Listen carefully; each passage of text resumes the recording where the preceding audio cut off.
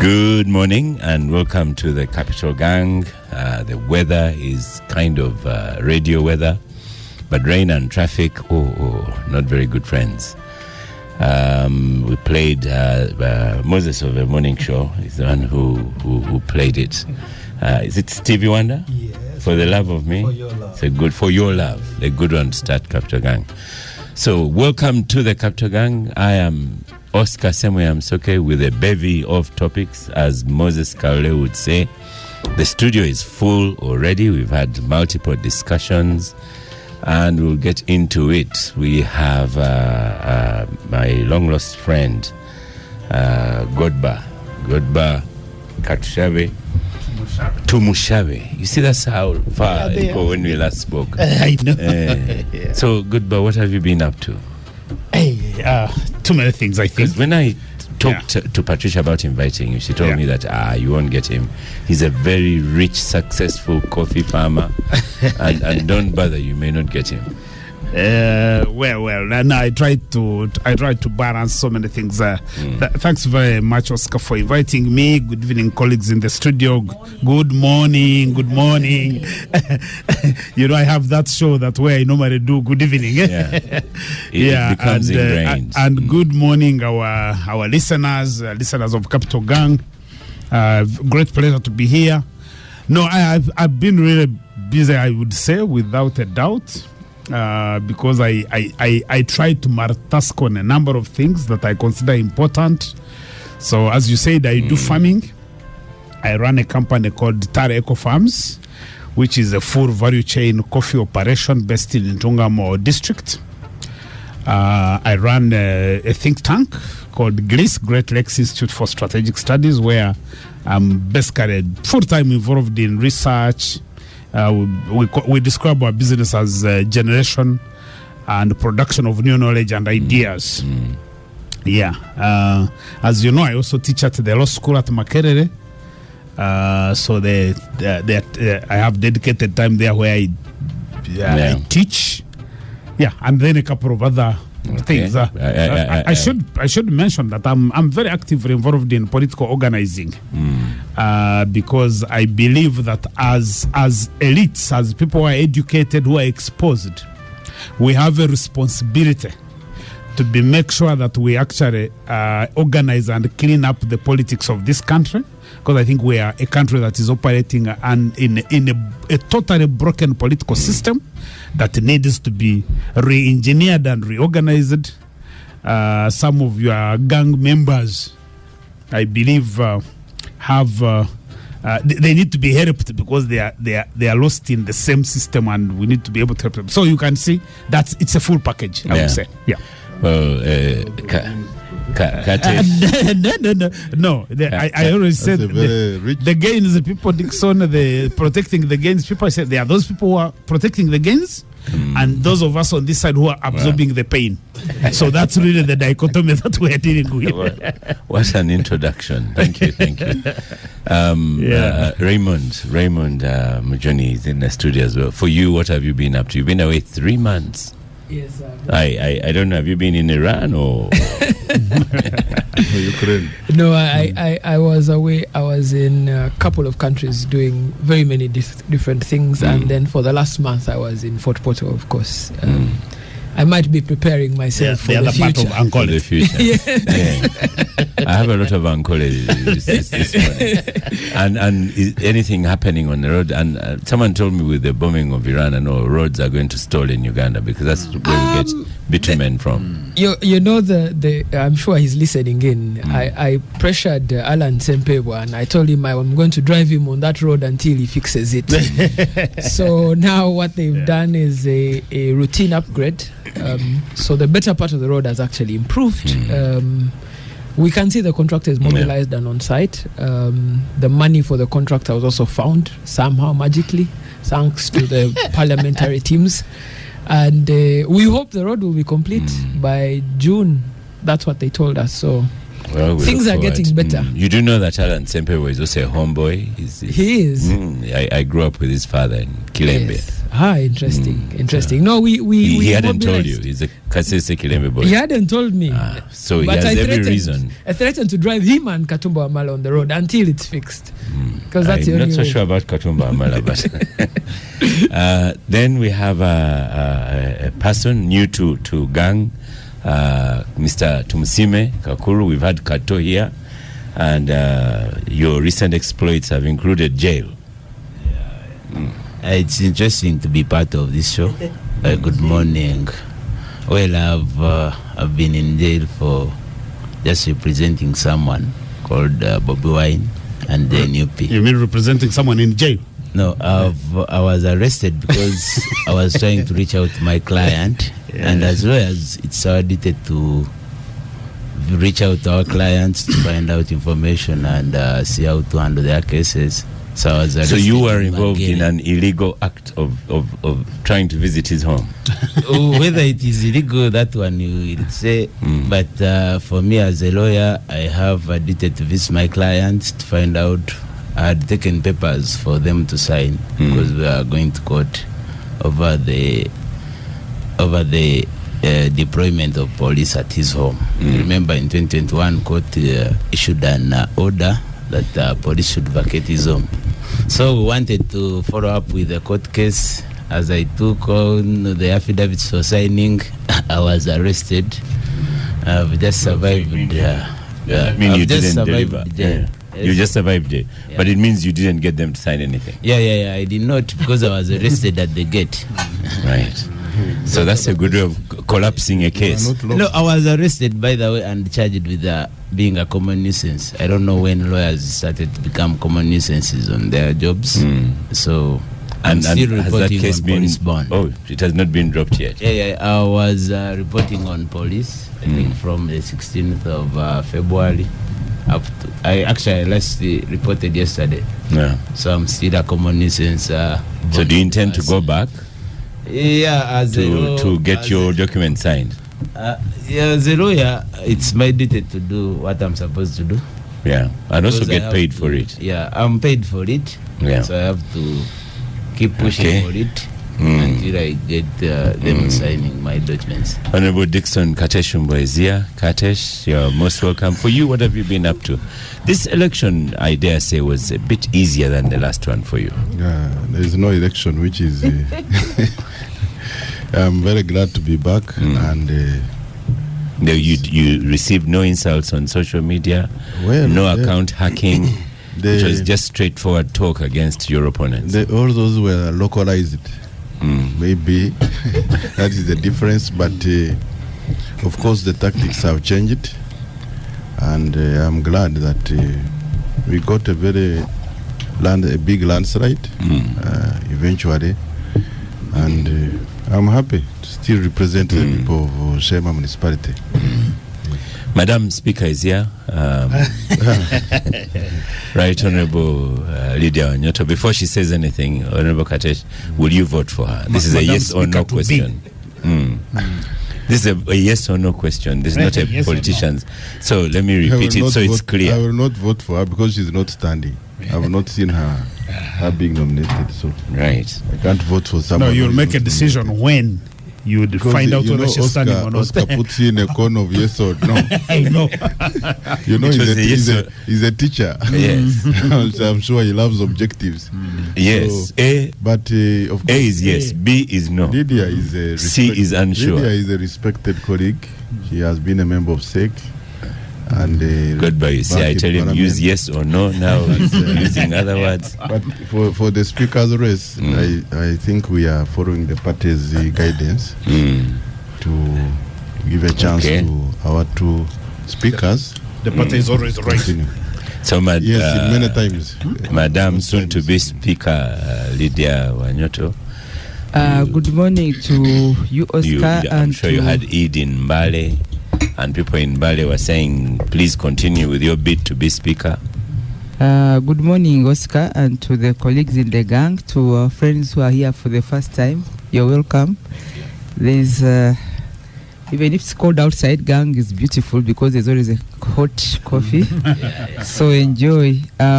Oscar, of course, I bring you greetings from Bale. And those I did not see yesterday at Eid in Imbala, I wish you a continued celebration of the Eid and Ramadan season. But I was there with the main celebrants of that day, and I bring you greetings. I also wish you a belated happy Eid. If there's some rice we can share, pilau, this after the gang, we always get gifts from here. From the colleagues on the gang, the last time Katesh was here, I said that I did mention that I was expressing interest for the office of the Speaker, and he wished me well. So and you wrote to the chairman. I wrote to the party. chairman, and waiting for his reply. It is sometime in May.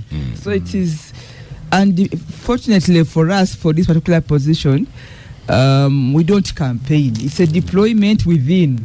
So I would like to let everybody know that it's a deployment within, and that the NRM will win. Because it's not personal that even Katesh can be deployed to be speaker. It's not personal, it's for the party. Yes. This is a party deployment. So it's not about campaigns. Even we may not reach a vote. We've only reached a vote in the caucus once or twice in the office of maybe the deputy speaker, where we have no option. The candidates are more or less the same, and we're like, let's be fair, and they go for the vote. But in many cases, we don't have a vote because consensus building. And everybody, I want us to maintain the spirit of saying NRA must win. These people who come to the system and begin telling us how they are more popular, how they are why aren't you independent? This is a party. A party is a deployment. And for Godber, every time Godber has seen my prospects or he has a big doubting Thomas. I don't know why. you see for if you know the Bible says that Jesus that Jesus was not welcomed in his own home, or that the Muslims say that the Muhammad, his teachings were never welcomed back home. Godber is one of those. Whenever they mention my name, he's sarcastic. He's what? What is itching you? You know, this is our generation. Thank you. It is our time to stand out and say you can do this. Okay. And for you, and if for you are not ready, you keep on the side, and for us, we move on Katesh. Katesh, when the caucus comes out, and I think we are going to go to Chankwanzi from 7th roundabout. We'll be able to understand, because majority of our colleagues are also new. It's my first time to be in Parliament of Uganda, April. Although I've been on the round, but I've never been a member of Parliament of Uganda. And that should tell something about me also. Because I'm not a new face, but I'm a new person in the Parliament of Uganda. But I've won an election there. Yes. I have contested and been voted twice by members of Parliament when I've never been a member of Parliament. So anybody wishing me away like this Kat Chavez, these Godbers, I think they are joking. Yeah. So, they are not your voters. Thank you, Lydia. No. Let me also say this, that the office of the Speaker is a very important national interest issue. Even if you are not a voter, a member of Parliament, you voted these people to Parliament. It's very important that Ugandans pay interest to who is going to run the chambers of the Speaker. It should never be business and journey. And if you're not going to participate, then don't lament. That is my thing. Thank you. The time is now to sort Let this. Me thank Star Cafe and for me, Oscar, finally, it's not personal. Me, I was asked by people of Mbale to come and contest. And I'm presenting my papers. Madam, and when we go speaker, to the caucus, thank you. When you're in that house, seats, when you say we'll thank agree you, on how we move forward. Quiet. Thank you. You asked me. Yeah, and don't stop me. And then when I've stopped you, you go quiet. You are the one who asked me, so don't now start shutting me down. Star Cafe. Katesh, you don't have right of reply. You. So let me first thank Star Cafe, and Godber, you have no right of reply. This is the speaker of his table, so no right of reply. So Kakuru, just to let you know, just to let Kakuru know, the Star Cafe is fine here. You don't need to carry a chapati in your pocket. I'm enjoying my coffee right now. So enjoy. Thank you, Star Cafe. Enjoy fully. Even Katesh eats fully here, so we are good. And Godber, you start us off on the Computer Misuse Act. being, I don't know what words to use, being made null and void. Because the other one, the second topic of the day, also affects you. But let's start with this one. Is it, if I framed it as is now null and void, is that a correct framing? Yeah, I think allow me put this record straight because it's important for me, especially with Lydia, because of how far we go. I think I made a comment on one of the WhatsApp groups, which was really almost a side show, and I think Lydia probably interpreted it as.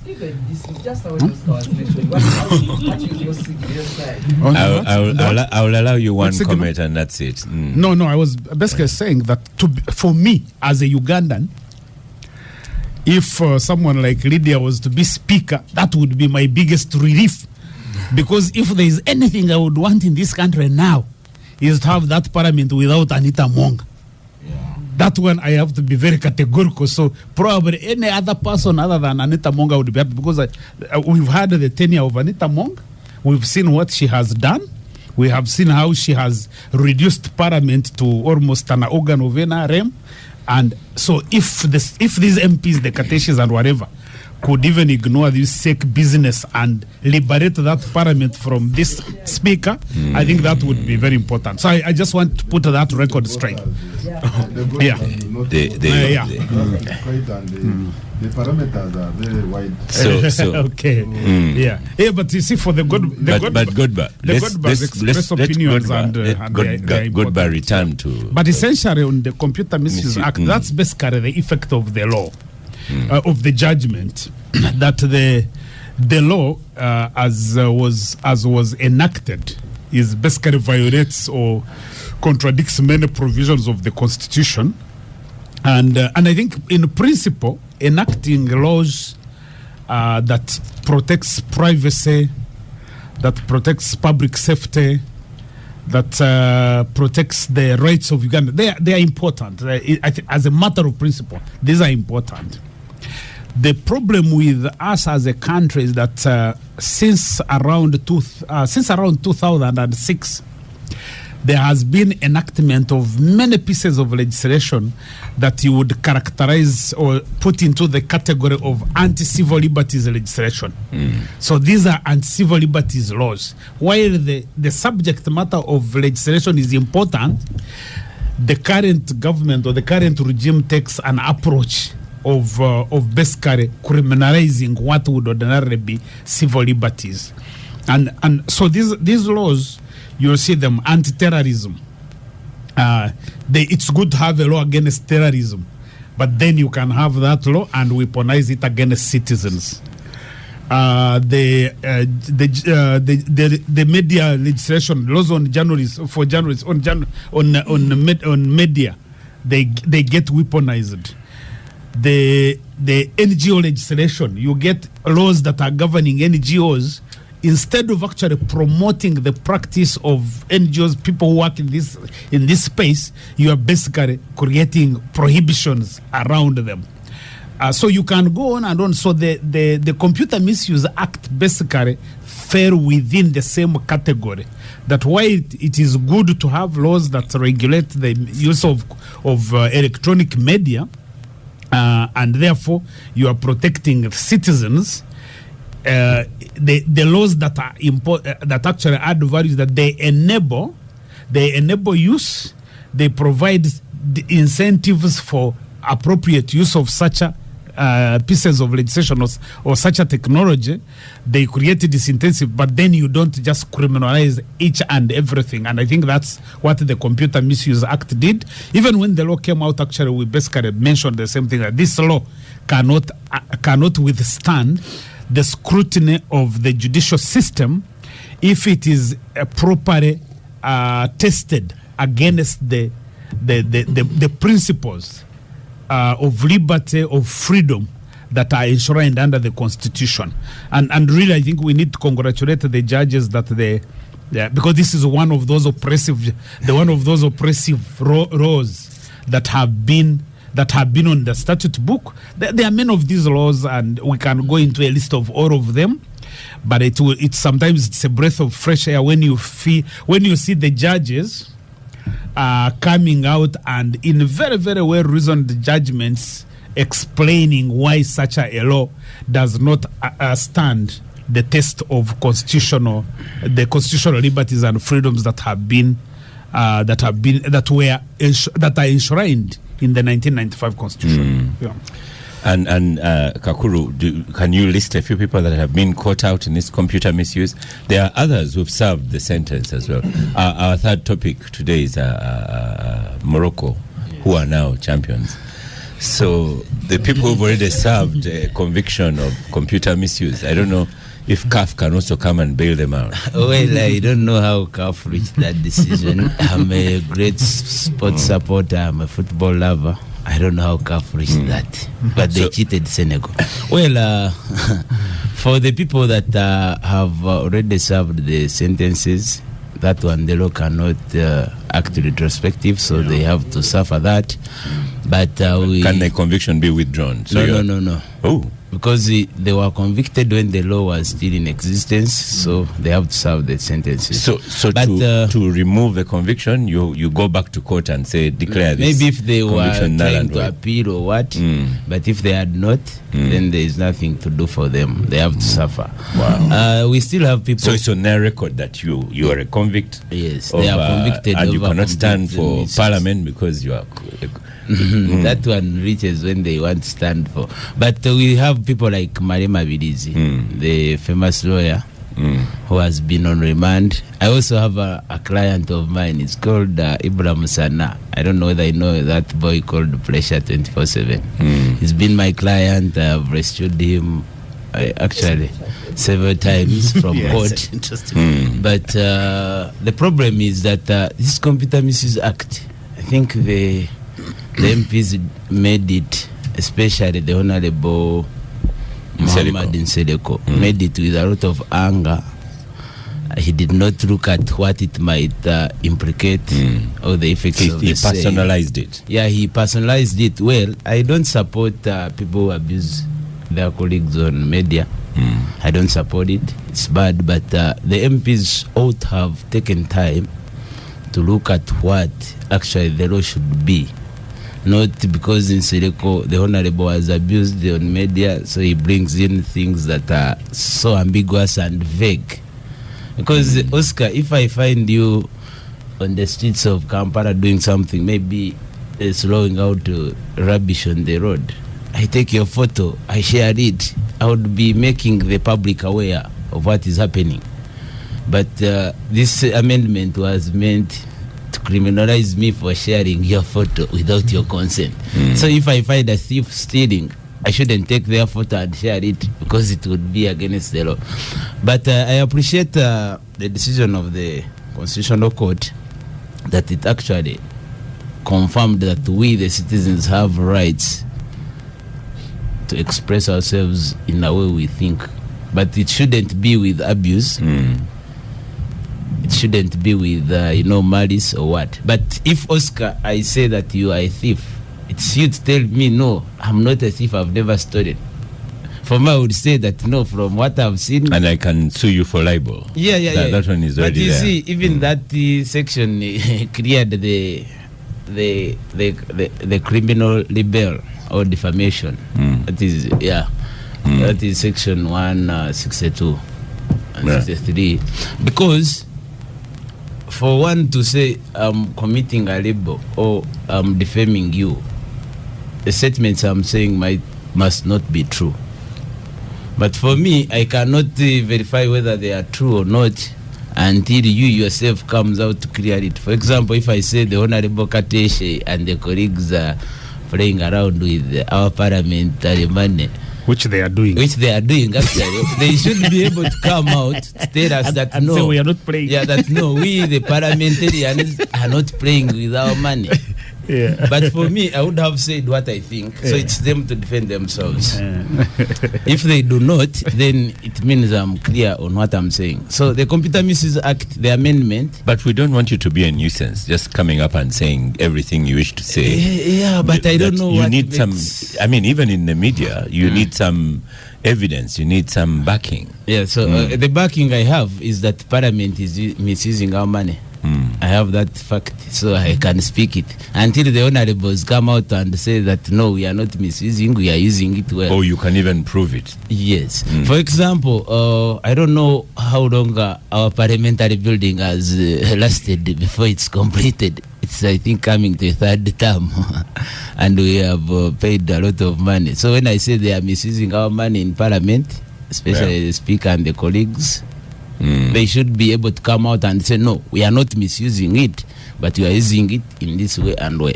So our right to expression and freedom of speech ought to be something that can help us maybe clarify from the people above. Okay. Raymond Mujoni, the Kakuru here, Tumsime, is right that many laws are passed and then eventually they catch politicians out. So this Computer Misuse Act, again, it's not far from, I don't remember which one was the Amama Mbabazi one.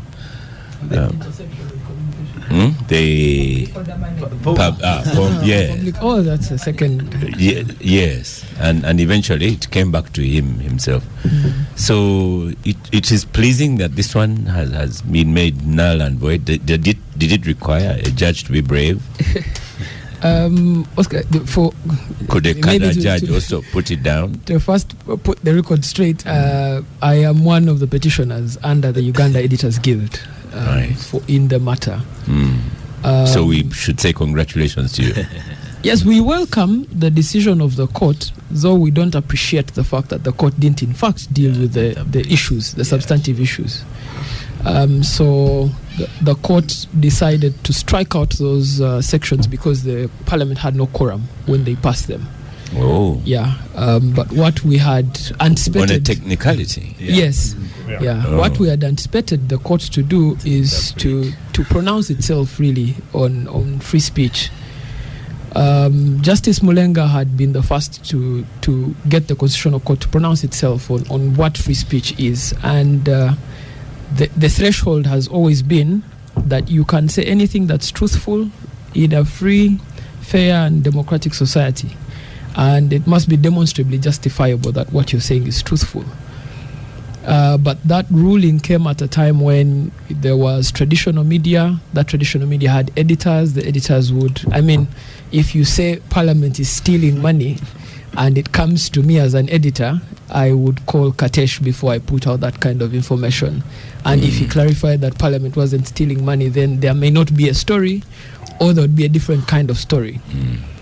Over time, there has been a democracy of publication. Everyone with a gadget is now a publisher.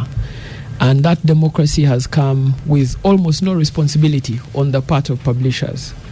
The kind of responsibility required of journalists and editors is not required of social media users. So maybe there was some good faith actually on the part of Muhammad Nsereko when he sought to bring some of these amendments. But the good faith had also other intentions that came with it. The first was that there were sections of the law which were very ambiguous. Part of that ambiguity was, what is unauthorized recording of videos? If I put out a video in the Capital Gang right now, and Oscar says I didn't authorize you to record that video, does that then mean that video becomes unauthorized? But there's also the bigger question of public accountability. If you're a public official, can you justifiably claim that a video of you is unauthorized, or that so the Editors Guild had sought some clarity on that matter, and we had thought that the Constitutional Court would make itself a pronouncement, because those pronouncements are good for the future, for us to fall back to. But also it would have been nice for the Constitutional Court to arbitrate this exchange that we're seeing online. Are there any responsibilities that fall to people who publish online? And if there are responsibilities that fall, are those responsibilities criminal or civil in nature?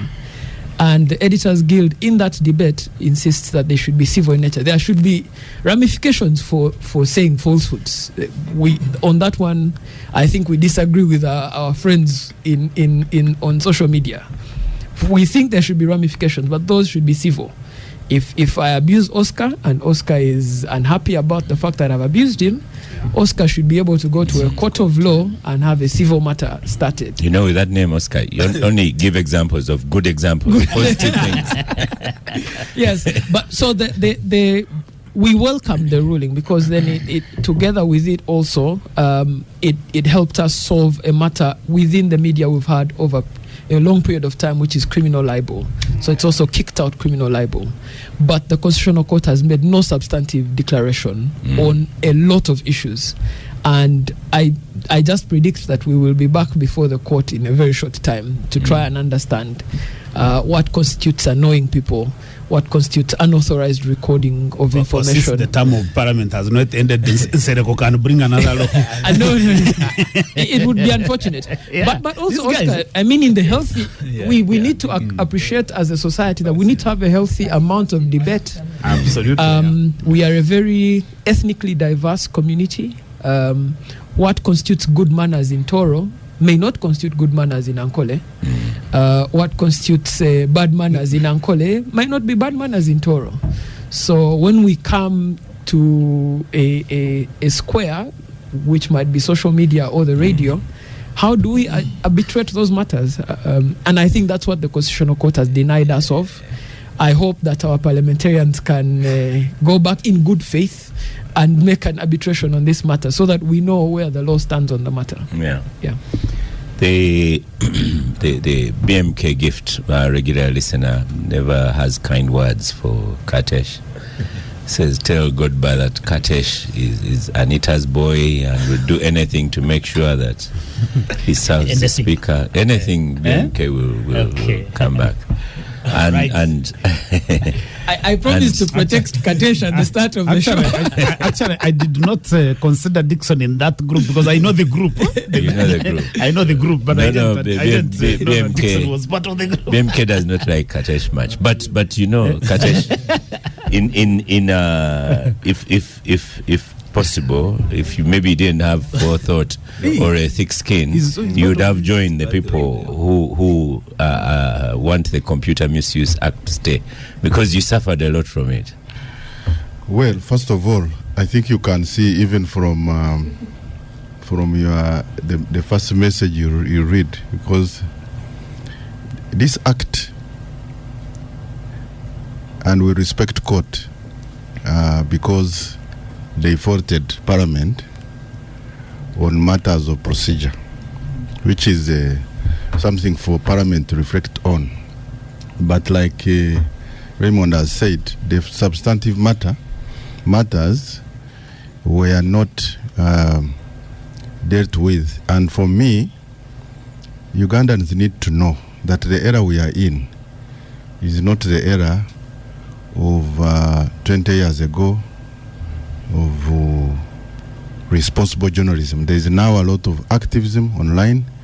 There is a lot of malicious publications. And my brother here said something very interesting. You know, you tell a malicious lie and then you want someone to go on the defensive. You know, that's how our society, that's where we are going. That I abuse Oscar. We said that one used positives. Okay. You abuse someone. Someone else. Kakuru. And publish Kakuru that he has collapsed and he's been taken in an ambulance. And then the whole day, Kakuru uses his productive time to be on the defensive. This is ridiculous. Our society must know that our productive time cannot be, expensed on a lot of unnecessary, activities.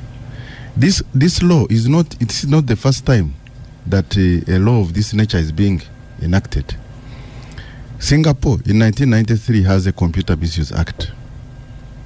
Germany has a Computer Misuse Act, and there are serious penalties. Even the UK, now we have very many countries which are actually broadening, tackling social media: Portugal, Malaysia, Norway, Italy, etc. Australia. Australia. But bear in mind Now- what Raymond has told you. Some of Yes. these computer misuse acts were created when newspapers were powerful. Yes, but they have been amended over the years because, for example, and I agree with the court where they said that some of the provisions were overbroad, vague, and ambiguous. So it is the responsibility of Parliament to, in good faith, look at those provisions, and this law will come back. There is no doubt. So those who are celebrating, I think the best thing would be, and I appreciate the pragmatism from Raymond because he's one of petitioners, but he understands that we actually need some protection laws against misuse, and so the discussion should be on how do we balance, if we are to introduce this law, because I don't think there is going to be any appeal. You cannot appeal on the procedure of quorum. If there was no quorum, there is no quorum. So the best thing is to go back on the drawing board as Parliament and government and probably engage these petitioners to say, okay, how do we remove the ambiguity? For example, there are sections sending malicious information, recording of individuals without consent, unauthorized transmission or sharing information about a child. You see, you go and get my daughter because you don't like me, you go and record her at school, and then you publish it, which can actually cause harm's way to someone who is not a party to perhaps a conflict. There is an issue of interception of communication. These Godbers have always complained that, and this Kakuru, that we are always you are listening.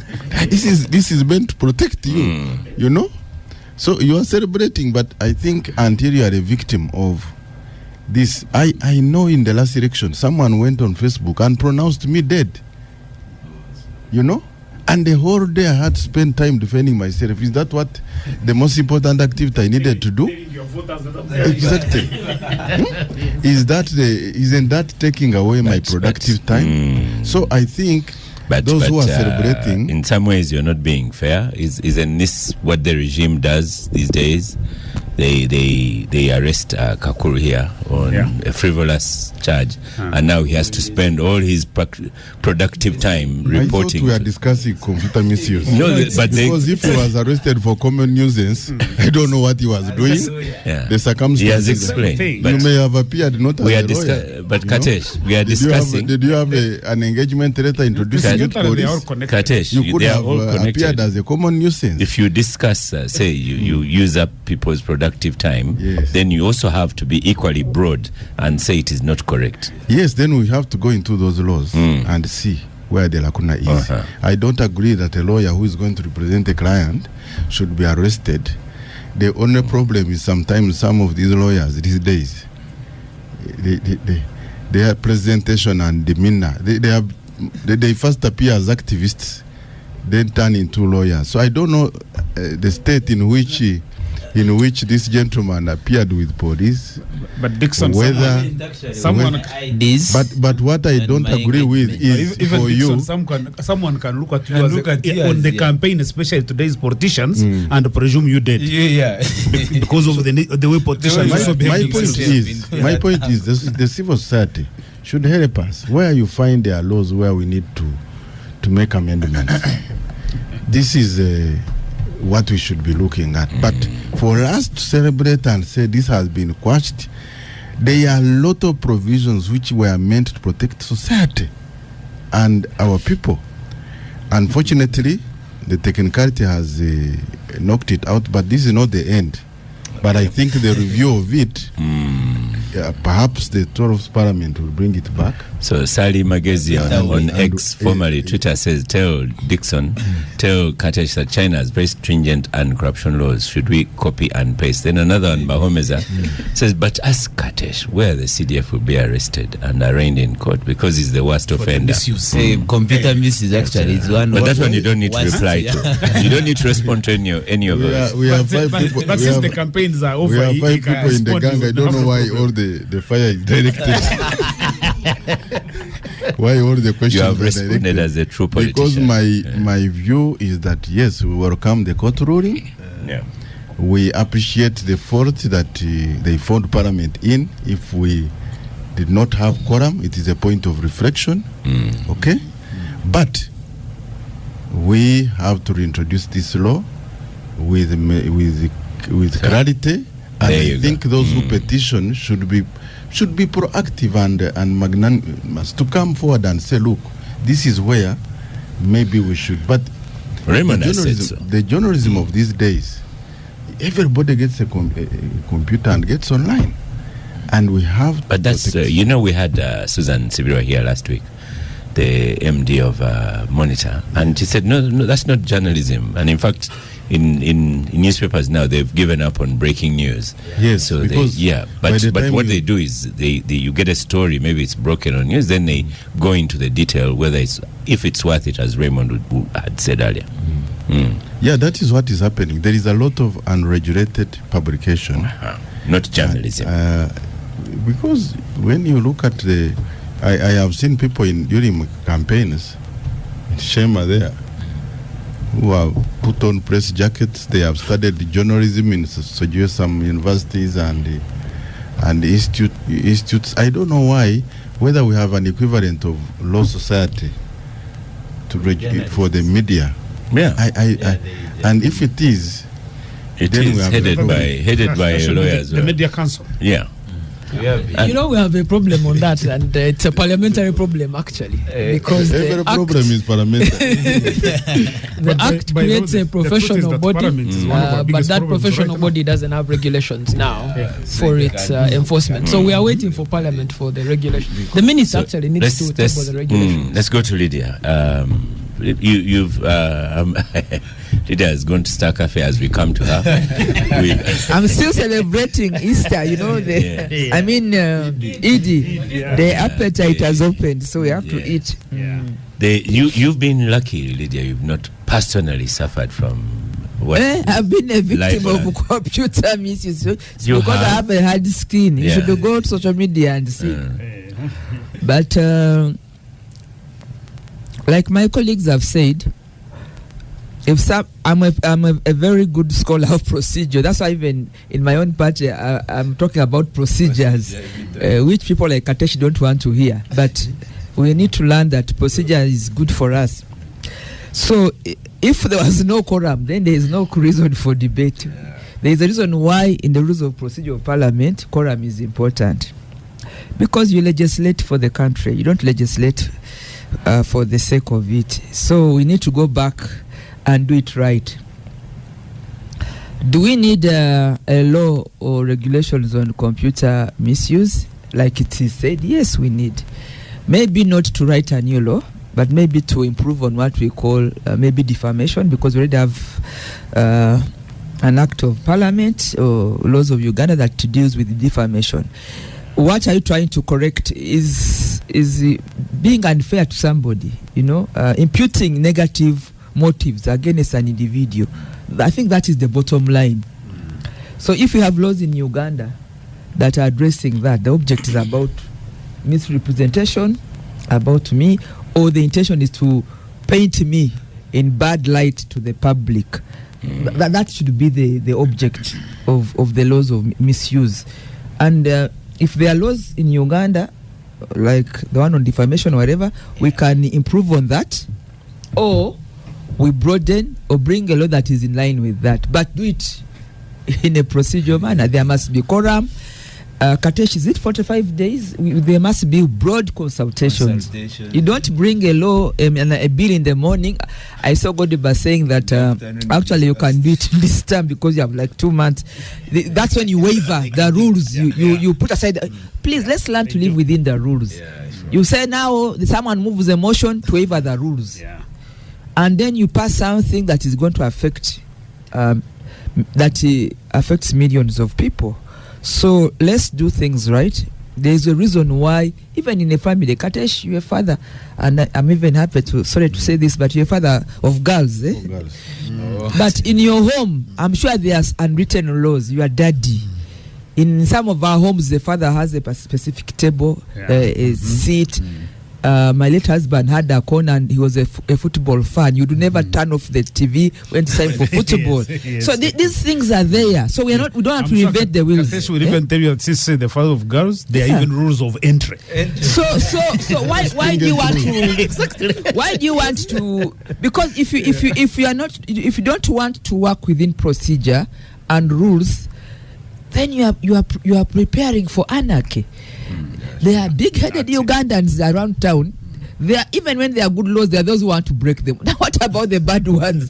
Because this country has very big-headed people. Sometimes I think I'm one of them. But now, if you don't want to, That's why we need the computer misuse. yes, so we need laws to govern us. Yeah. Because we are 45 or so million people. We want order in our country. We want lawfulness in the country. The moment you waver off the rules or guidelines, you are creating anarchy. Oscar. So I agree with Katesh. Yes, we need to go back. If you want, actually, you can do it in the 11th Parliament. It's still running. But if you need the time, the 12th Parliament has 5 years. But let's do the broad consultations. You do it even before you change the speaker. Get the right stakeholders. Listen to people, so that it is in the interest of the public good, of the wider. And not out of anger. There is no space for anger in legislation, because laws are supposed to be blind. That's the principle of law. Yeah. You shouldn't be angry to pass a law. No, that's dictatorship, because that's just abuse of space. Yeah. Because God has given you space to legislate, then you abuse it. So I really think that, you have numbers. Why would you 529 members of parliament be on the wrong side? We should be on the right side, because it's a big representative number to do right against wrong, to give a bigger picture of what the country needs. So for me, Oscar, I would not go even into the details of the law if it was passed without quorum. Me, I'm a procedural scholar, and I really think we need laws Oscar sometimes that govern us. So objective. Good, but hold on, because I'm going to ask you to close out this. But Oscar, just a quick one. I think that perhaps the fault may not be that members of parliament did not attend. I think the issue is, how did we present evidence that there was quorum or no quorum? It is an issue of whether maybe the speaker should have done a roll call, but it's not that how can the 500 plus members not have quorum? Because that I would dare say the fault was not what you've described. It was a member of the opposition presenting a bill, and people may have viewed it on a personal matter. So that is the bigger fault. This was widely supported across all party lines. I was passed the bill. Yes. So for me, what I want to remove is that the parliament members were not there. So by the whole house passing the bill, some people decided to abstain. But perhaps discussing this on the account of their rules. It is, but Godber, you close out this topic. It was just going to add that sometimes Lydia is so objective that you forget that she is even a very senior leader in NRM. Because normally they are not objective. The traditional NRM people, they are supposed to defend NRM even when it's right or wrong. No, but essentially. But Lydia, it's true. If there's no quorum, it's an NRM issue, because NRM, without needing opposition, they can constitute quorum. Yes. Yeah, quorum. But I think Just a second. You see now. You come here and tell us how the bench is NRM. Now the same judges have told you that we should do it right. So sometimes you have to give it to the people or to the institutions. So suddenly these justices are not NRM cadres, because that is the narrative. You can't be. Yeah, you can't. Is that the narrative? You can't be sure. Isn't that the narrative about their bench? These friends here would say these are judges. These are cadre judges. All judges are cadres, but some of them are. So not all NRM politicians like myself do not look at the rule of law or what is right and what is wrong. We are there. We are there, but sometimes we move with the majority. It's just I'm because happy we that don't have Lydia, time. you are changing the- No. this Leader, app. because we don't have time. But according to the description, the explanation by Raymond here, a CADA judge would throw out something like that without going into the detail. But Godber, close out. Now I was going to say that incidentally, the Computer Misuse Act is not one of those legislation pieces of legislation you would characterize as a regime survival legislation, because it has a different it has a different character, where it either positively affects certain people and negatively affects others in a bipartisan manner. So, in other words, the concept of CADA judges may not apply in real time as far as the Computer Misuse Act is concerned. But I think what we need to emphasize, and especially for people like Dixon and Lydia who would be in Parliament and reconsidering it, is that the comparisons you made, Dixon, about these other countries with their Computer Misuse Acts, is that actually all these laws exist in almost all countries. The difference is normally in the character and the spirit of the legislation. And I think I would even encourage Ugandan legislators to study the Ghanaian laws, because for me that's the best comparison. So for every law that is uncivil liberty in Uganda, there is an equivalent Ghanaian legislation. So when you study these two side by side, you look at the character of the legislation, you look at the spirit. So while the Ghanaian legislation is enabling, the Ugandan legislation is prohibitive. So in other words, and I say this because I was looking at the media legislation. So I was quite pleasantly surprised that in Ghana, when they say the public has a right of access to information, the journalists have a right of access to information. The legislation is that public officials must provide information to journalists. And if they don't, these are the consequences. Now, in Uganda, they say public officials, you cannot provide information unless you have done the following. So you can see they are the same pieces of legislation, but with a different posture. And I think that's so. And for Uganda, I've been very consistent that most of those laws that are civil liberties that have been enacted around from 2006, they have been laws that enable regime survival. This life presidency of Museveni, all those laws, because if you look at the Computer Misuse Act, and I think Kakuru you should look at these cases. Who have been charged and who are the complainants? The complainant is it's either Muhoozi or Museveni or the speaker. Yeah, exactly. So in other words, for me as a Ugandan, Kakuru can go there and post his things. If you say Godber is the thief, if I am not a thief, I will not worry about you. Yeah. Why should I be bothered that you are there, redundant, saying I'm a thief? So I think that these laws that have been enacted, they are basically they are for enabling authoritarianism. Let me put it that way in the broad sense. Thank you. We're going for a break. Just two tweets here. There's Omunyokol. Says in 2022, Raymond, in response to Honorable Nsereko, wrote, the political elite must start realize the right to offend, and their taking offense are part of the process of the freedom of expression, which they enjoy in protected spaces and with power. Then Kenneth Biona, a regular listener, says Lydia has objectively conceded that she's big-headed. Even procedurally, she defies the moderator of a capital gang when it's not her time to speak. We stop for a quick break. Welcome back from the break. This is the capital gang. Peter Guayaka Magela says, at TWINAMASIKO, please note that we still have the Computer Misuse Act in Uganda. What was annulled was the amendment that was brought by Honorable Nsereko. So Katesh's claim that we need the law has no basis, because we actually have the law. And Raymond, you're saying it's not? No, I'm saying sections of it actually. Yeah, the ones that were struck out. 11, 23, 26, 27, 28 and 29. Yes. Because of the lack of quorum. Right. So let's go to you, Godber, because from what I recall, there are places you've worked whose accounts were frozen a while ago. So it's not a new habit. How does the FIA go about freezing an NGO's account? And are there other accounts that have been frozen by the FIA rather than courts?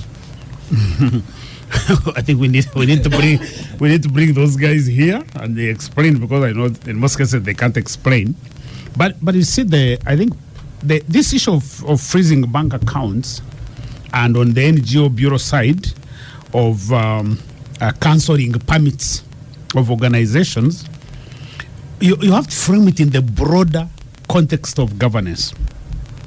So these are not isolated actions that are responding to some specific threats. When regimes, whether it is the one in Uganda or elsewhere, when they are becoming authoritarian, they have stayed for long. One of the tools that they use, or one of the major things they do, is to do what I call demobilization of citizens' institutions.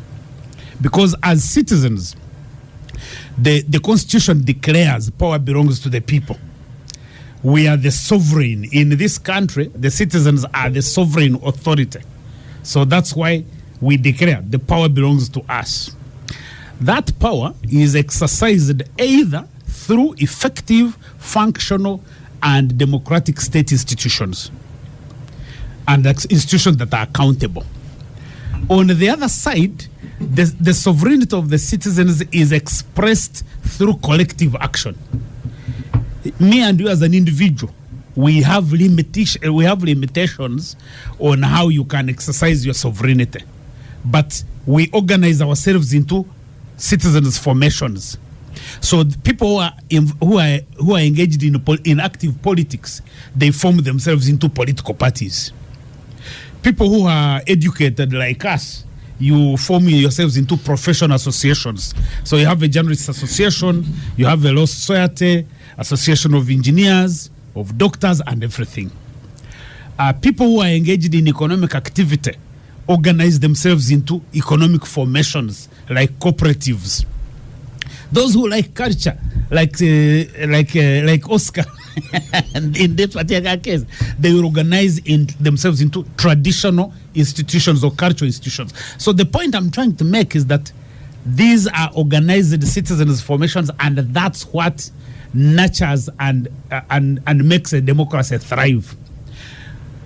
So there are those citizens who may not even have affiliations. So, or they have certain agendas, they have certain interests. So there are those of us who form NGOs, we form think tanks, because these are platforms through which we express our citizenship and civic expression. So these are formations. So when regimes are becoming authoritarian, they do two things. One is that they demobilize and co-opt institutions of state.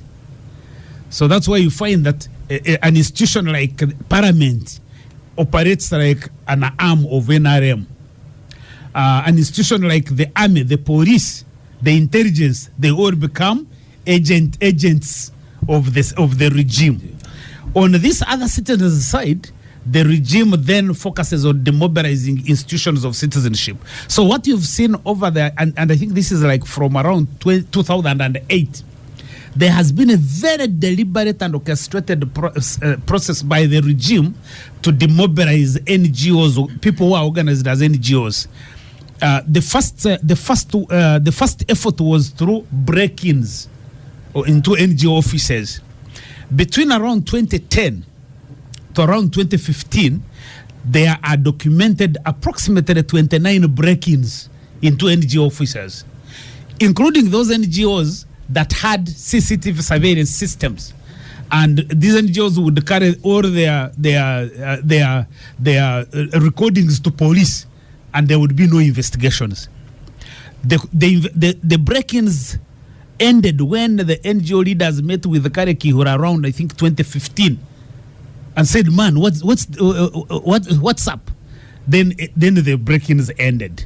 But from there, then they went for the NGOs. Now they took a more aggressive approach. You remember that the first most aggressive action was in 2017, following the Tojiko-Atako debate, the amendment of the constitution. So that's when the Ugandan security raided our organization, Greece, Action Aid, the Uhuru Institute, and I think there was a fourth organization. They are raided and their accounts frozen. And you're asking, so what is the problem? From the informal interactions, the problem is that the regime people think that money is coming through these organizations, probably to destabilize. So that's what they do. And so you ask, but what exactly was the problem? And so for FIA, I should mention that I just had a meeting with the FIA people, and I was telling them, I said, so an organization like Greece, which to my recollection has not received money on our accounts since 2020 to 2026, and you are saying, you explain to me all the money you received. I'm like, so where do you get, what is the basis for your action? How do you ask me to explain all transactions on my bank accounts for that period? So for both Financial Intelligence Authority and the NGO Bureau, in fact, I have to defend them. They are doing things they don't understand. They have been weaponized against Ugandans. And maybe if I can end with this point, for you see, these organizations, these are state agencies. These are self-spirited, in many cases, professional public servants.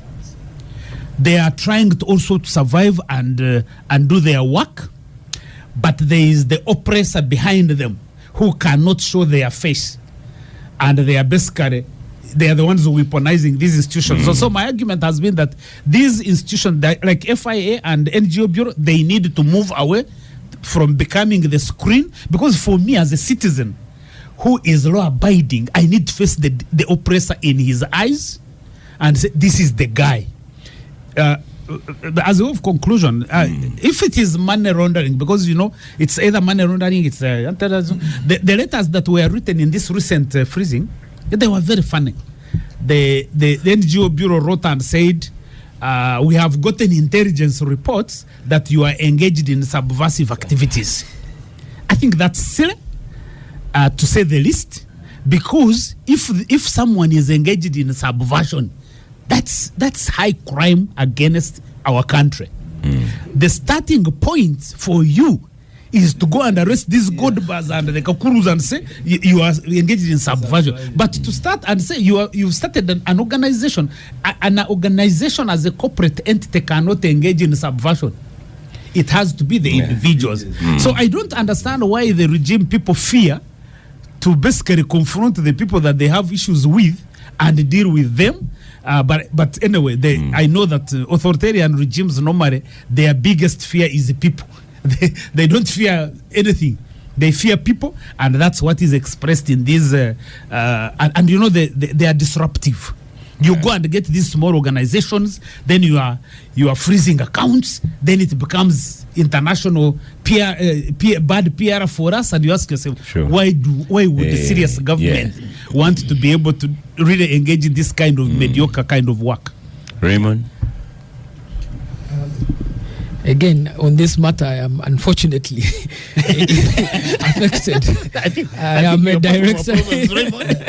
I'm a direct side one of, so some of this might end up as part of a legal endeavor. So I might not want to deal with specific details, but maybe on the ideological, and this is what I've noticed. I wouldn't want to use Godber's language of regime, because even where we have periodic changes of government like Kenya, we've seen the locking of accounts happening. In Tanzania, same story. you have periodic changes of government, but you still have a conflict between civil liberties and state authority. Oscar, in the history, when the World War ended, there was an idea that more democratic countries will not fight each other. So the countries that won the World War insisted that countries must democratize as an incentive to deter countries from going to war. But there were two approaches to it. There are people who thought that we could promote democracy, which is to work with people who we think are like-minded to promote democracy. And there are other people who felt, we can be minimalist. We can be democratic as a people, and people will want to adapt our culture. I think you see it a lot with Buganda.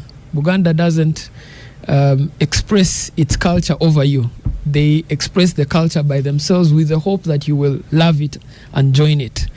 Now, unfortunately, under democracy promotion is where the crisis is emerging now. Many states feel that Democrats or people who are liberal working with each other are engaged in destabilizing government or taking over government, which I think is, and unfortunately the conflict has become structural now. The more democratic that people wish for Uganda to become, the more autocratic that state institutions equally become.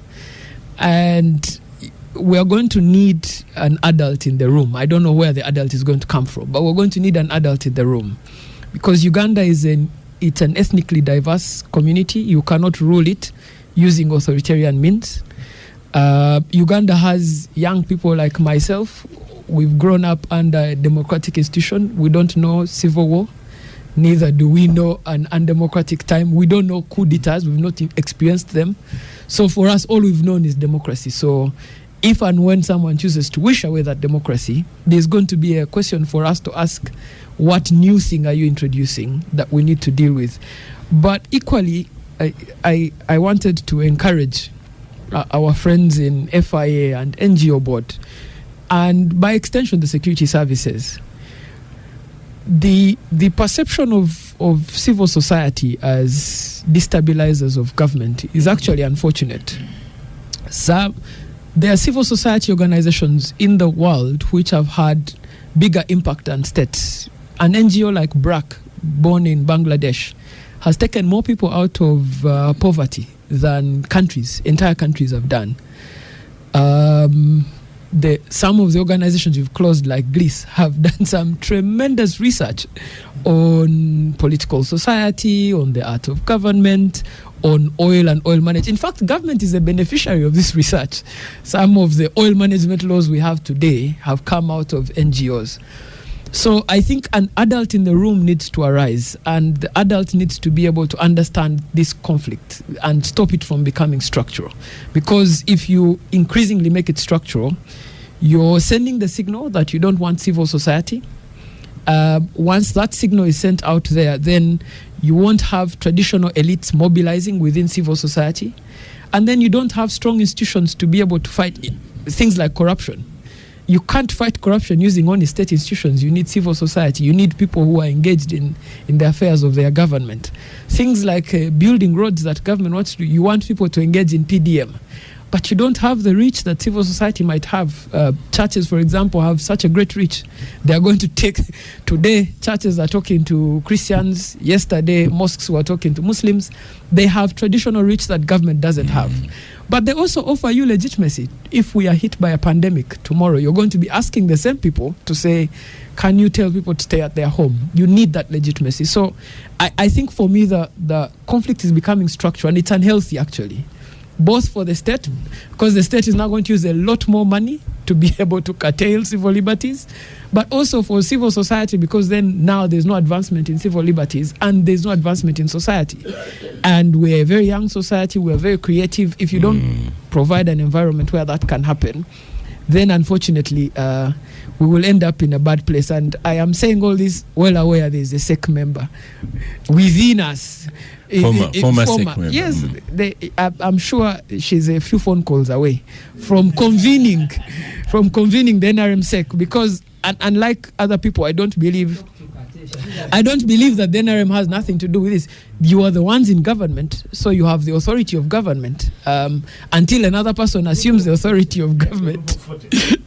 So you can see when matters are contentious, Lydia sends us away. Yeah.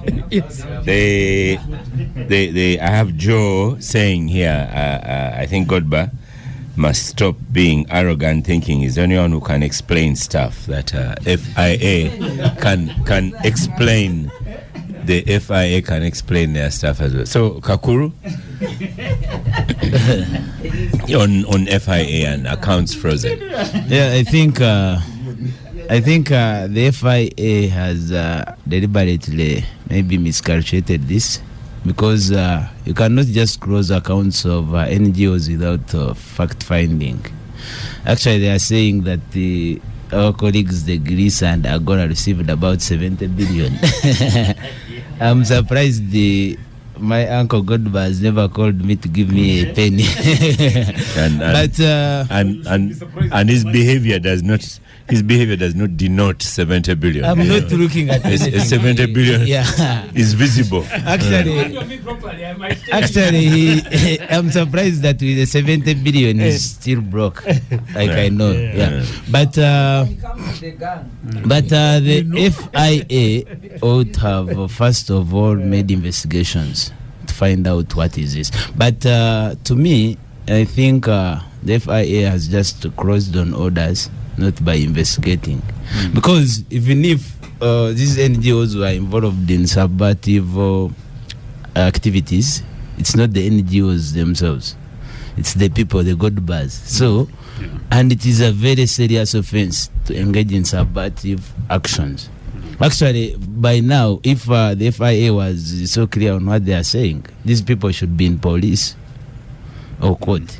Yeah. But without anything and without any explanation, the FIA closes accounts. So just imagine how many people are going to suffer because the accounts of these NGOs are closed. How many people have been employed in these NGOs. For example, Agora has been much into activities of helping out human rights activists and the rest. So with the closing of their accounts, actually Agora told, I was speaking to one of the Agora people. He told me that their accounts were closed even before January. So they are now making it official. It's a belated. Yeah. They are making it official that they have closed, but Agora told us that their Stanbic accounts were not working from January. But the threat is that they fear a lot of people who are against them. You know, when I criticize the Honorable Katesh, it's not that I'm his enemy, but I'm trying to tell him to go right on some things. But what the government is doing, using the FIA, is that they are actually threatened by the Godbers who criticize them on what they are doing bad. Instead of correcting themselves into a right way, they are just turning against them by closing their account, thinking maybe they'll keep quiet. But for me, that is the starting point, that now the Godbers should come out now to use their mouth, not their NGOs, because the NGOs are now stuck. But these people are still alive. They can come out and speak to the facts. For example, when we say the government has failed, let us be honest, honorable. We should be honest and we say we have failed as a government, then we create a way forward. But not shutting people's mouths by closing their accounts. Yeah. Well, I don't know whether Katesh is going to tell you now what failure you have instructed him to talk about. But you know about these matters, finance and so on, and you know also the detriment of making such announcements that we are closing this one, and you know, because you were you previously president of all customs and whatever, and these are some announcements like these in your previous life, you never used to like them. Well, Oscar, first of all, let me deal with some statements here. Okay, because I'll remind you so you don't forget. Because, you know, my colleagues here mentioned some statements that, you know, authoritarian regimes fear people, power belongs to the people, government has failed. If you are talking about the NRM government, this is a government that has been democratically elected with a substantive percentage. So if you say power belongs to the people, yes, the people have exercised their right to put government in place. And this government has a responsibility to protect Ugandans. That's number one. Number two, the question is, in February 2024, Uganda was removed from the Financial Action Task Force grey list. This is a task force that is globally leading on matters of anti-money laundering, counter-terrorism financing, etc.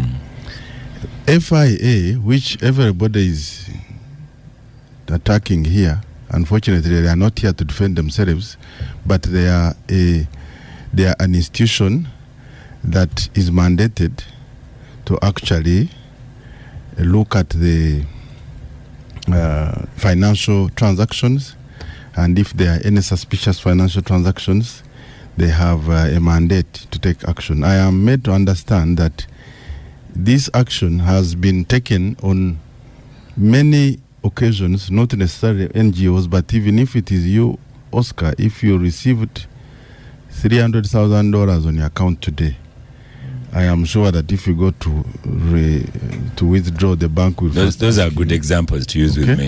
Yes. Yeah, how much was it? I know you. 300,000. I know you have the capacity. So the banks will definitely require you. Yes, without any justice, they will ask you to declare the source. So this one is obvious. The only difference here is that these NGOs, you know, they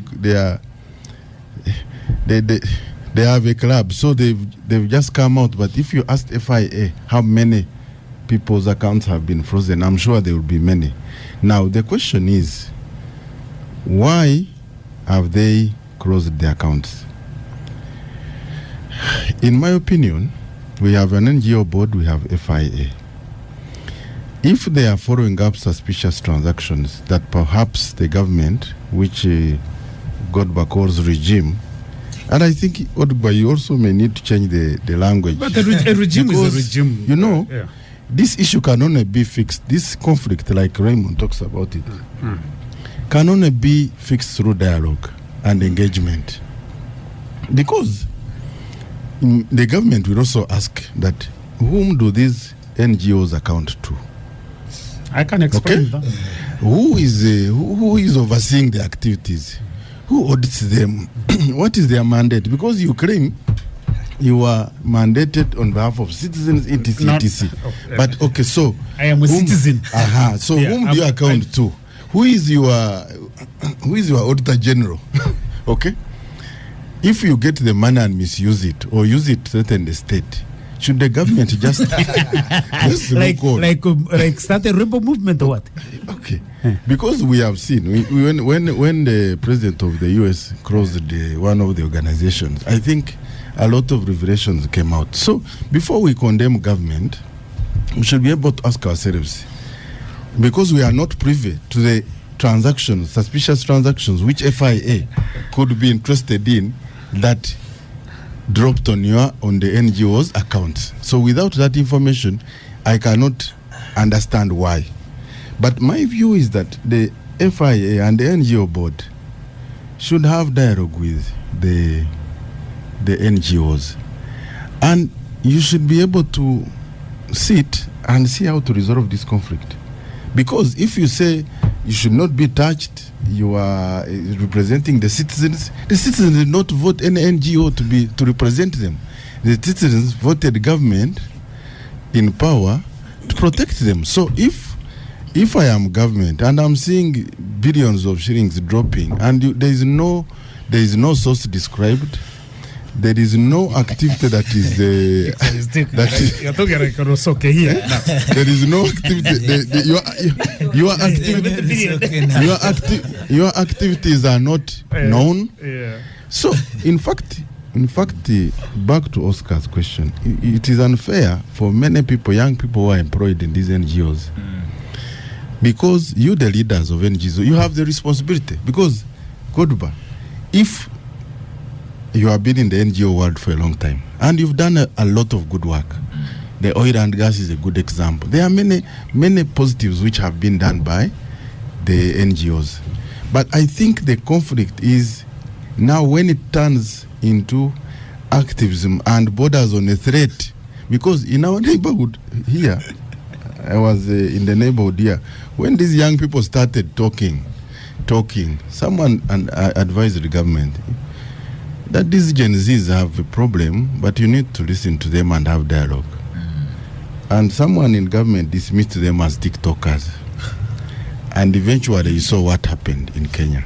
So on our side as government, we have to be responsible to engage the citizen because we have the mandate. But also these NGOs, they must know that they are operating in an environment where government must exercise control and oversight on their activities. Because thank you. The government will ask whom do you account to? And for you to put so many young people who are employed in a dilemma of unemployment because perhaps you have taken a hardline position not to engage government or dialogue. Now the monkey goes on government. The government is seen as if it has created employment. So many young people. Stop for a break. We need to have dialogue to resolve this conflict amicably so that NGOs can flourish and government feels safe and society. Today, Katesh, I think we have 3 lawyers in the studio. I've added you as the 4th lawyer because sometimes I've not worked out what you have said. But now you are Counsel Katesh. Welcome back from the break. We are getting to the end of the Capital Gang. We have Lydia on microphone on the FIA and NGO frozen accounts. For me, the bottom line is that you cannot work with suspicion against each other. There's a lot of suspicion. The big elephant in the room is suspicion between the NGO community and government. So you may say FIA, you may say what, but the issue is you must deal with the suspicion. Government is not convinced that the NGO sector augments the efforts of government. That's what I read. There is a strong feeling, and they try to give a narrative with evidence that the funding is not in good faith. I've given the summary. They get funding from people who are not friends of government. In other countries where I've been, Oscar, that I've been able to work outside Uganda, during the budget cycle, like the ones which the Kateshis are doing now, the budget of the NGOs is tabled to augment the budget of the country.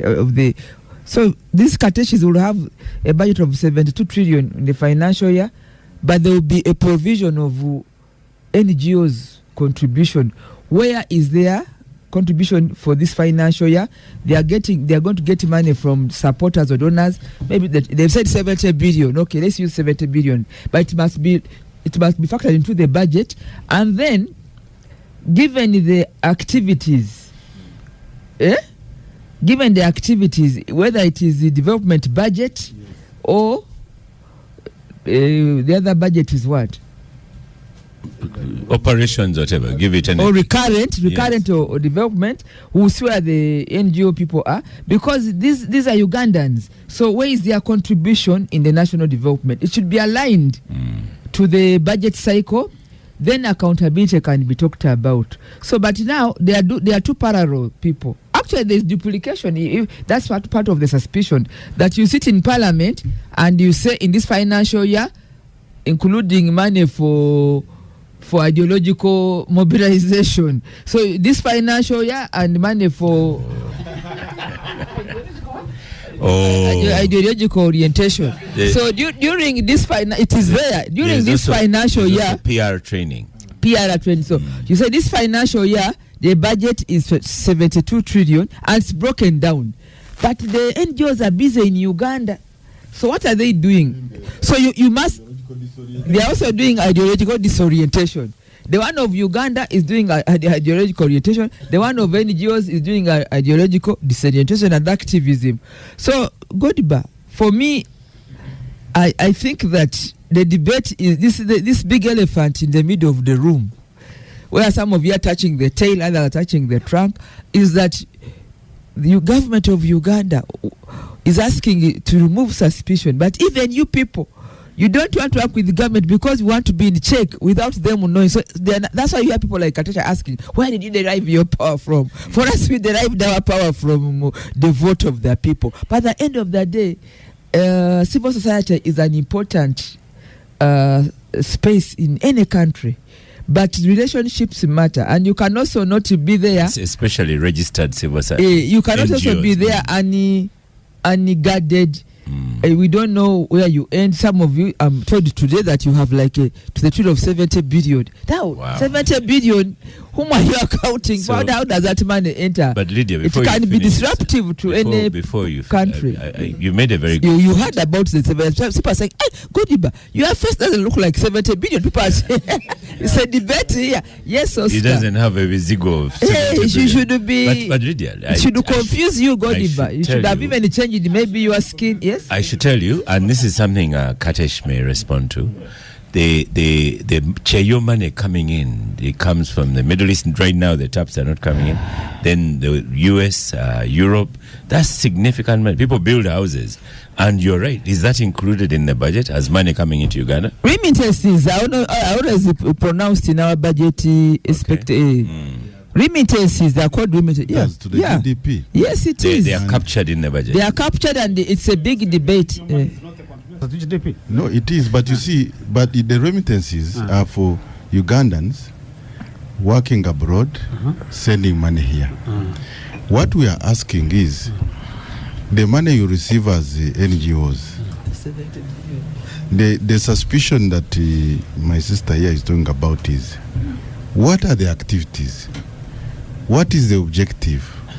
How does it intertwine with the government policy? A budget must be aligned to activities, worker plan. Where are your worker plans? Who is your auditor general? Who is your auditor general? This is Lydia's time. Katesh, you can stop it. The questions on the floor is that where is your worker plan? What are you feeding into? The government of Uganda is feeding into the 4th National Development Plan. It has a budget cycle. It has the activities to be funded. The priorities are aligned. They even details have what they call unfunded priorities. Now, for the civil society, where are your funded priorities? Unfunded priorities? What are the interests of the funders?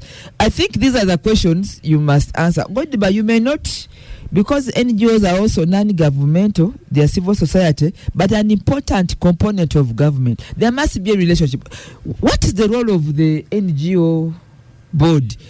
That's what I want to explain. The role of the NGO board actually is, I think, supposed to be able to create the relationship. But if that NGO board is not doing their work, that's why you suffer. So Thank you. It looks like the NGO board is supposed to be, because the NGO board and the Ministry of Internal Affairs, right? It should be the link between civil regulation, activities. But now when you begin hearing 70 billion and the NGO board is not talking. Thank you, Lydia. Then so just quick, because we want to make quick comments. Let's have Raymond, Kakura, and then Godber. But this is something I've remembered. Closer to election time, even Cheyo money is difficult to send. They have blockings on, is it on Wave and others? So this, when you say suspicion, it is this is a big topic. I don't know in your journalistic skills you've ever encountered that. I worry that government is leaving the art of government and choosing control. This morning I woke up with money on my account. I'm sure Katesh also woke up with money on his account. We didn't report to the local police to say I am going to the Capital Gang and I am going to buy a coffee and I might pass on. You could point us in the direction of where the money came to your account, that's that we get control, as well. That's what control achieves. Yes. But if you have a national law, and I don't like the impression that's been created that NGOs do not have authorities that govern them. First of all, I see every end of the year we submit all our returns to the NGO Bureau. We are perpetual payers of URA. We pay taxes. We are perpetual payers of NSSF. In Chira, where I operate, I also pay for the municipal council fees. So the illusion being created is of control rather than of government. If there already exists a national law, and if anyone is wary of what is happening in a building, the Uganda police has the mandate to write and say, you are in this building, we suspect some activity might be criminal happening. Can we come and pay you a visit? And you're welcome to come and pay a visit. But the worry again is that some of the work, or most of the work that NGOs do, actually is work that government should perpetually have been doing. The investigations we do, for example, at the Institute have been discussed in Parliament, whether it's Zoka, whether it's Ugandans being beaten in the Middle East, sexual harassment at Mackay University. All of those are that work that government should have perpetually been doing. And so if government chooses to go for control, that's a difficult route, because after you close the NGOs, then you're going to close. There's a company in this town called Jomo, which opens with 1.4 trillion every day. They're the ones behind the more cash. Are you also going to ask them, where does this money go? Next thing, you won't go for the banks. then you will have to go for the churches. Then after that, you will start asking Katesh to register the LC1, his agenda for the day before he leaves the home, so that we know fully for where his he's tourism going. companies. Kakuru, very quickly. You wanted to add? Yes, I think for me the biggest is what the police is doing. I think they are eating our money for nothing, especially the investigations department, where they just act on rumors and they take actions instead of engaging with these organizations. For example, they ought to have first summoned the organizations to explain themselves on where they are getting money from and what they are using it for. But they first close their accounts and then send them letters of why they are closing accounts. Then they want to summon them after. I think that is, to me, deliberate to maybe close off on what they are doing. But these NGOs are helping government much, because they try to check in on how the government is operating. If they are violating human rights, the NGOs will come out and help people violated and what. Going forward, I think for me, the intelligence should be just scrapped off, and we get new people in the seats who can actually take time to find out, investigate, and then come with reports that can criminalize people who are criminals. I don't support criminals, but I don't want people to be judged without being heard. Yeah. As Godber comes in, Chris Nkwasiwe agrees with Magela Peter Guayaka, says all NGOs have their permits issued by the NGO Bureau against work plans and budgets. They report on an annual basis to the Bureau. Several reports, including annual reports, source of funding, staffing, activities, and how that aligns to the NDP. So, Godber is saying they actually have this information. No, you're actually listening to Dixon and Lydia. It scares me. You know, the kind of the way they are almost projecting like they are uninformed on very, very basic things that rate NGOs. So I'm even thinking. Uninformed, as if they don't know. Yeah, as if they don't know. No, because for me it means that even the guys who are making a decision that we are seeing actually have the same mindset. Because both Lydia and Katesh are very clever people. And they are, they're very clever. they are you above average. Yeah. So, but look, so Dixon, you got by as the work you do. Whom are you accounted to? For you are not elected. You are what? I keep on trying to explain to people that we are citizens. The work that I do, the things I do, I don't do them because I work with Greece. I do them because I'm a citizen. And Greece is only a platform. So in other words, if you close it today, tomorrow I can create another organization called The Tree and still work because I'm a citizen. That's how I work. So the state and the government have to deal with me as a citizen. I think that really needs to be clear, and at the risk of being explanatory, because I think there was someone who said I am not the one who can explain things. In fact, yeah. But secondly, secondly, I need to add on what Chris and Peter have said, that the reporting mechanisms for NGOs are so methodical, and the NGOs work to comply in a way that you can't believe it. So the guy who sits at the NGO bureau and receives these reports that cover your work plan, that cover your funding sources, that include your audited accounts, that cannot be the same guy who sits there and then say, we have cancelled your permit. So behind that guy is the guy I am saying, behind that guy, there is a guy called Regime who is using this guy, because these guys at the NGO bureau, these are professional public servants. Without this power and authority that comes from the rear, these guys know what we do. By the way, I should also mention that you guys, you run accounts. I know that I have even been asked by a bank to explain a disbursement of $20,000. Now, I don't consider $20,000. I don't consider $20,000 to be such a big money that can destabilize a government. But money comes into your account, and the bank is saying we need documentation. So even this grant money, because the grant money is normally are more substantial, before they credit the money on your account, you have to take the grant agreement, you take the project proposal. Man, people should understand what we go through to be able to do even the work that we are doing. Okay, thank you, Godber.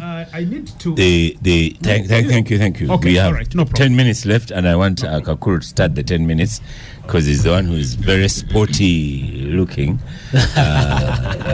Sometimes Katesh comes in a golf jersey, but today it doesn't look like he's going to the go. guy's on police bond. You know the news that Morocco was awarded the AFCON trophy, and I think it caught on in Uganda because we are going to host AFCON soon. Yes. So phone calls are not only in Uganda. They're everywhere. Well, I've been supporting football for, I think, since I was young. Up to now, I still follow up. But what the CAF did, I don't. Up to now, it has not sunk into my head, because the football was there, and Senegal clearly won the game. They got their trophy. Now sitting in a boardroom, and now cancelling one's victory for Morocco. I don't know. Maybe that's why. Was Biao there in that's what they call Gambanogo. Maybe it was. Maybe that one was led by our EC chair. And you have said it in the correct accent of Gambanogo. Yeah, but well, I think it is taking us back as a football lovers, because now we are seeing incidences where a board they sit in a boardroom and decide who should win, like we are doing in our politics here in Uganda. If Senegal won and they were awarded the trophy, I don't know what mechanisms this board used to now change their victory. And if I was a Moroccan now, I wouldn't be happy at all. I saw some players. Apparently, they are happy. No, I saw some players even denouncing the victory because it is a theft in broad daylight. Broad daylight. And it is unfortunate for us as football lovers. Katesh, can it happen in golf? Well, because some people are claiming Maradona's hand of God. No. The difference that should be recalled as well. The difference in golf is that the decisions are largely made on the turf. The fans are unlikely to interfere in the actions on the field, because on the pitch, and also it's largely an individual game where it's your hand, your body, and your clubs. But soccer, is a sport that evokes a lot of emotions. Obviously, what happened, but the decision was made at that time, and the match continued and it ended. So a trophy is won on the pitch. It's not won in a boardroom. So clearly, I also think that if I was a Moroccan, I don't think I would be very happy because I saw a statement that the Moroccan Football Association tried to issue to say, you see, they are trying to be on the fence, like we were appealing, but we did not actually want. So they wanted to, as we say in Uganda, to throw in a stone. Yes, but what has happened also, it's likely to affect actually the African football in terms of the relations, because right now there are so many people who are imprisoned in Morocco. Yeah, like my brother, yeah, but for them they are not on bail. And I heard that after this decision, the courts were supposed to deliver a judgment or something, so they halted it, and it is evoking a lot of emotions, especially in the surrounding countries of the black Africans. So I think that perhaps this may become a foreign relations issue more than a sports issue between the two countries, and they need to dialogue. And Raymond, is it true that a Real Madrid player, Moroccan Hakimi, has said no, he rejects the trophy? Well, we've seen statements attributed to him. Whether they are true is a secondary matter. But you know, Oscar, I watched the entire game. There was a contentious award of a penalty, and the Senegalese players marched off the pitch. If the game should have ended at that point, if CAF says that, you know, they forfeited the game at that point, then the game should have ended at that point. You know, in criminal law, the classes used to tell us if you become an accessory after the fact, then you're part of the crime too. So Morocco allowed Senegalese players to come back. The referee allowed the game to go on. Morocco took their penalty, failed to convert their penalty, and Senegal scored after the penalty. So now the question is, everything that we enjoyed after the Senegalese came back is saying that's an illegality, really. But Oscar, there's been some contention between North Africa and the rest of Africa on participation in this, and like Katesha said, it is an international relations matter. Many North African countries consider themselves Arab countries, and therefore we've always had trouble in discussing them in that manner. But also I have seen the Senegalese have been bright enough. They've taken the AFCON trophy to the Senegalese military base. So now retrieving the trophy requires some military effort. If this is true. And I know a military that helps with such things. So if they reach out to me, I can pass on a contact. I would also be able to ready to help. Godber, do you follow football? Did you watch that match? No, so that's where I really have an issue with football, because I grew up playing soccer. The Carrere one, no? You know, the one of the fiber, whatever. I always tell the story that I am the one who invented. I'm the one who invented the multi-layered soccer balls, just to make sure that it can last you like for 2 hours. So later, when I grew up, and I am very, very passionate about certain things Ugandan, so the Ugandan soccer disappointed me, and I have said I will wait until when Ugandan soccer teams are able to compete at the level I want to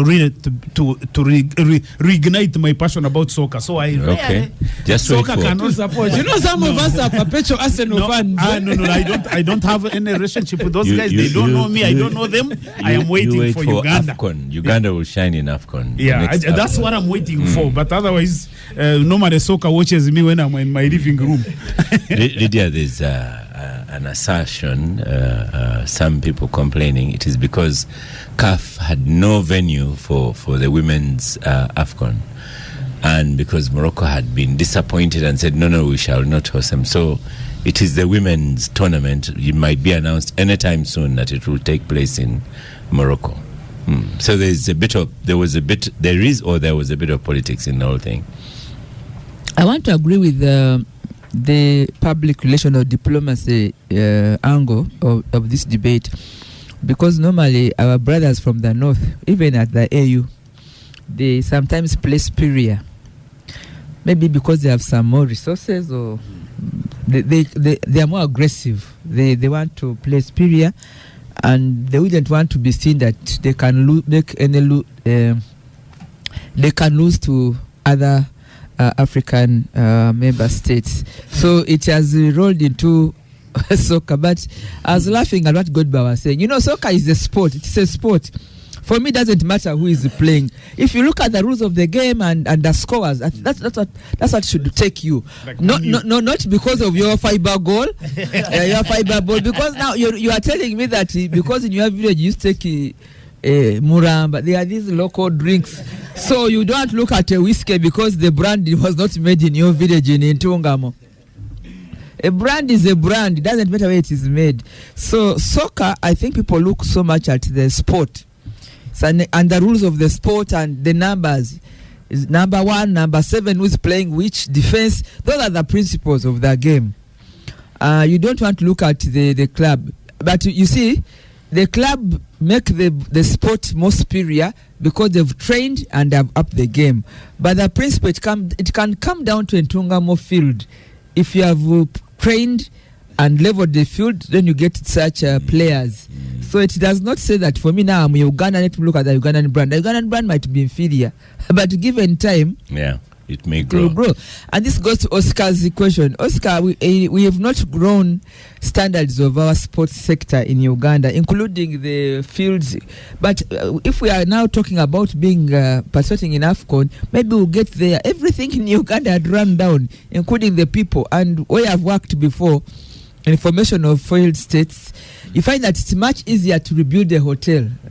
I'm looking at Katesia, or to rebuild a lodge or whatever. But building people, that is my building people from a broken state, it can take you generations. And therefore, let's not beat ourselves too much. I think we are on the right path. Like we are building ourselves as people, and then the infrastructure. Thank you. Now, if you can talk about the stadium in Hoima, there's one coming up, the real one in Akibo in Lira.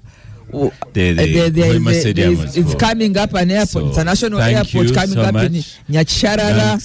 We'll get there, but building people. Council Kakuru Tumsime, most welcome for your maiden capital gang. Thank you so much. Thank you, gangsters of the day, Honorable Katesh, Honorable Anyoto.